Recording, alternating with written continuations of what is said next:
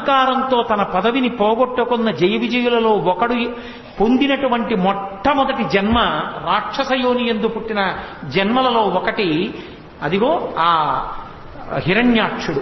ఆ హిరణ్యాక్షుడుగా శరీరం విడిచిపెట్టేశాడు అంటే మళ్ళీ భగవంతుని మ్రోల ద్వారపాలకుడుగా వెళ్ళిపోవడానికి ఒక అడుగు ముందుకు వేసేశాడు అని. భగవంతుడే సంహరించి మళ్ళీ తన అక్కున చేర్చుకున్నాడు.